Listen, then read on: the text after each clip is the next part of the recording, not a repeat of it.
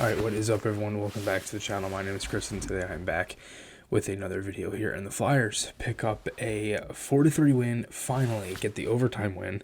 They are now 1-6 in overtime on the season.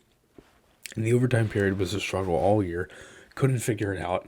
And they get the win. They battle back again. Last couple of games before the Christmas break, Flyers were in the game early, fell out of it, came back just short, lost both games against Toronto and Carolina by a goal. And coming out of this break, it was talked about, by a couple of guys that they just wanted to take this as a new kind of break and use those 3 days as a reset. Take this as another kind of road swing.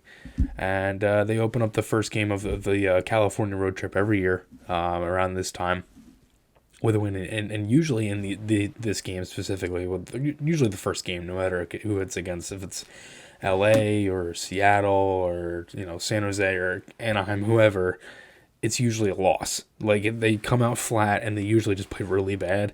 They didn't do that this game, so lines in this one pretty similar to last game against Carolina. Van Riemsdyk with Frost and Tippett, Farabee with Cates and Konechny, Hayes with Lawton and Allison, Delorier with Brown and McEwen, Provorov with York. It was talked about that York was going to slide up, play right side to kind of mesh with Provorov in practice, or after practice in the press conference, Sanheim with D'Angelo, Sealer and Ristolainen, and Samuel Ersson gets the back-to-back start. And this one, he again played in Carolina, was pulled, came back into it after Hart's injury. So yeah, Ersson comes back and he was amazing in this game. Just really, really good from Samuel Ersson, and he gave the Flyers a chance. I mean, they didn't necessarily play their best hockey in front of him for portions of this game. He did have to make some really big saves, and I have to say, before I get into the first period, I absolutely love the Flyers with the orange jerseys on the road. The Sharks wore their California Golden Seals like reverse retro, and I love dark jerseys on the road. I wish the NHL would go back to that and use that. Unfortunately, they don't, but it would be really nice. Anyway, first period.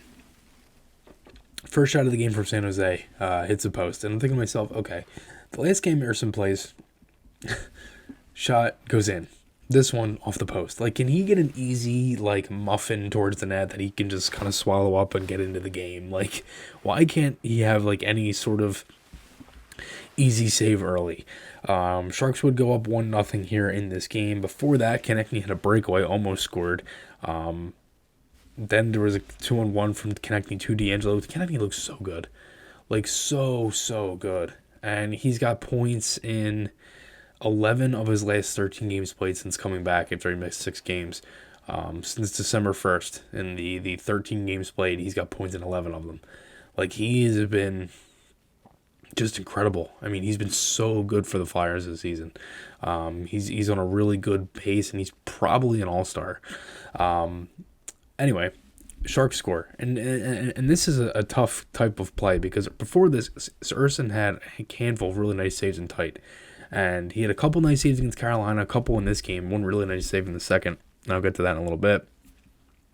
But the Sharks score here, and it's a breakdown from Frost, but Ristolainen was playing the right side, or at least he's slated as the right side defenseman. He was on the left side. Sealer didn't recognize that and didn't switch, and he went to the other side, and basically it kind of breaks that defensive rule where if one guy kind of moves, you kind of have to go, you have to switch spots.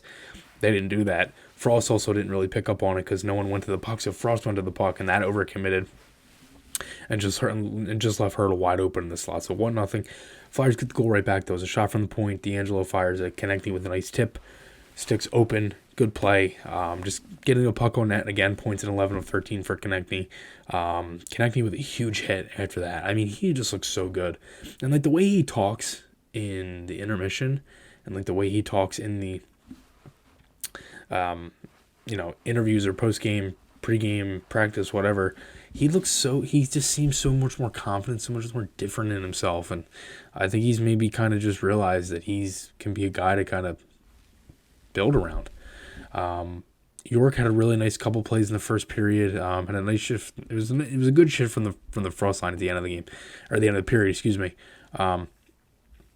overall, it was a pretty good first period. I mean, again, they usually come out flat, so that was one of the better things. And obviously, the top line, the Farabee Cates connecting line, was incredible and was their best line. But every other line was kind of iffy, so. Couple good shifts, couple bad shifts. Second period starts. Maher had a pass that tight that just goes wide. Back and forth play first couple of minutes, and the Sharks get a power play. Ristolainen had a nice stick check and a block shot. I thought Ristolainen actually had a pretty good game tonight. He didn't get beat too many times. He made some simple plays. He won puck battles along the wall. Just things you want to see. It felt like later, towards the end of last season, Ristolainen kind of got into that, where he just made simple plays. And, again, look, I'm not defending the guy. He's been pretty bad for most of his tenure here as a Flyer. But I thought he was much better in tonight's game. Konechny and Lawton, they really do seem like the new Giroux and Couturier on the penalty kill. It's like that dual-headed monster that you can just throw out there, and offensively, they both have pretty decent speed, and obviously they can score on breakaways. And unfortunately, the Sharks get one here. Hurdle would score. It was just way too lackadaisical, and Sealer overcommitted and left Hurdle wide open, tipped it. So it's 2-1, and the Flyers would get a power play for that. Konechny had a play where he missed Frost cross ice. Tippett had a shot off from the half wall from the flank. D'Angelo had a shot from the point. Wasn't really too anything crazy. Allison almost scored in tight after that, and I was like, oh my god, that would have been really nice, because Allison was kind of all over it. Like, he fell down a couple of times. He's in the mix. Sanheim and Maher just kept going at each other at the front of the net. I was surprised none of this was called. Then the Sharks get a power play. It was a hook on Sanheim. He didn't see the puck, and when you look at the replay, if you're watching this in real time, real speed, that it looks like a penalty. It looks like he hooks him, but he got all stick. So when it was slowed down, so it's one of them plays where it's like, okay, in real time, and that's the type of stuff that I like, because even though it's on the Flyers and they still killed it anyway, but even though it's on the Flyers, I'd rather have that than the constant reviewing of everything all the time.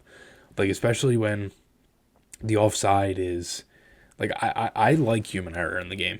Hockey is not literally everything that happens in hockey is off of human error. A goal, from the goalie not missing it, to someone not playing it, somebody not getting a stick on it, whatever. It's all human error. I mean, the breakdowns in coverage, everything. So, the game gets dissected and broken down into frame-by-frame little sections and all the time, and it just kind of ruins it. And to me, hockey's perfect in the way that you have no idea what's going to happen.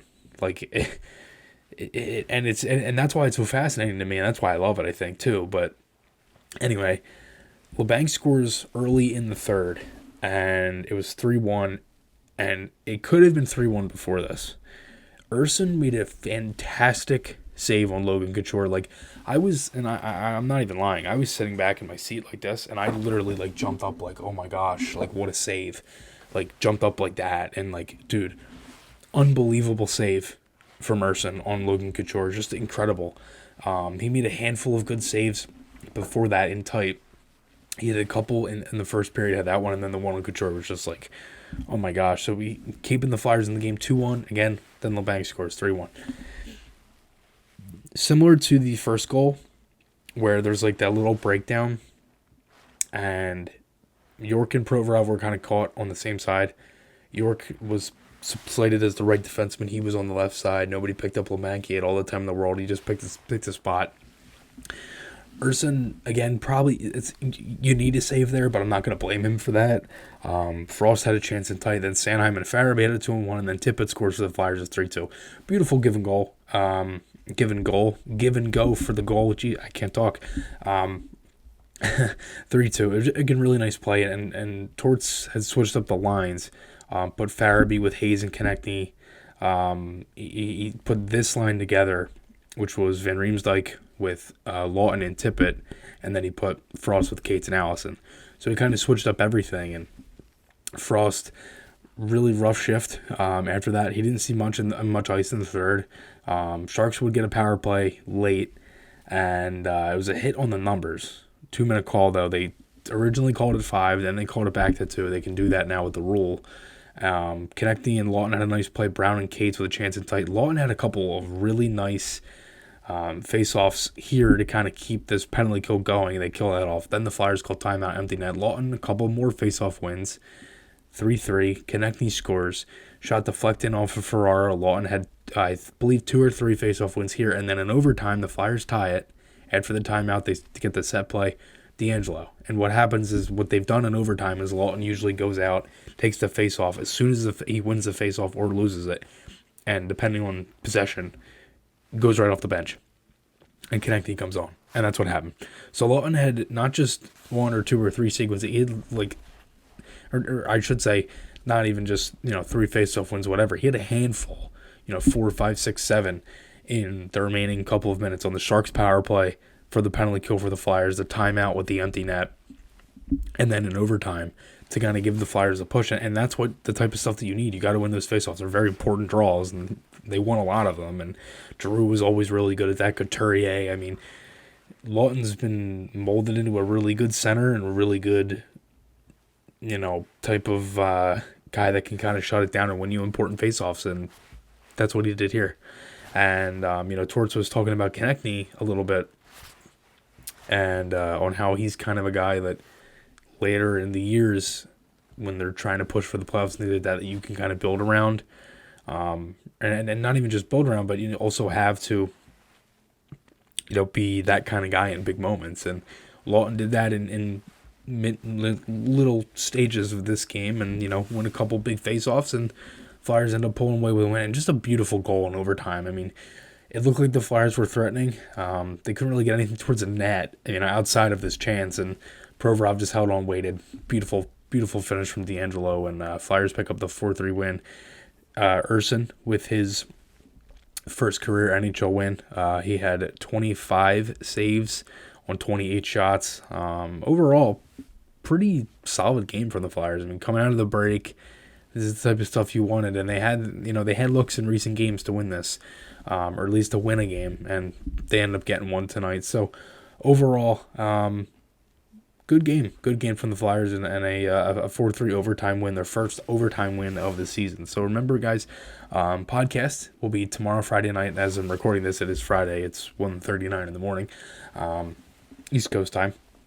Friday night, 7 o'clock Eastern Standard Time, here on YouTube, episode 22 of FF93 Live. Going to have Reeve Wallach from Flyers Nitty Gritty joining me. Really excited for this. I very, very much do enjoy talking to you, Reeve, about the Flyers and all that stuff. We'll be breaking down this game, previewing Los Angeles, all that stuff. And remember the watch party, second watch party of the season will be January 14th, coming up in a couple of weeks. Flyers against the Capitals here on YouTube. Make sure to go check that out when that gets closer.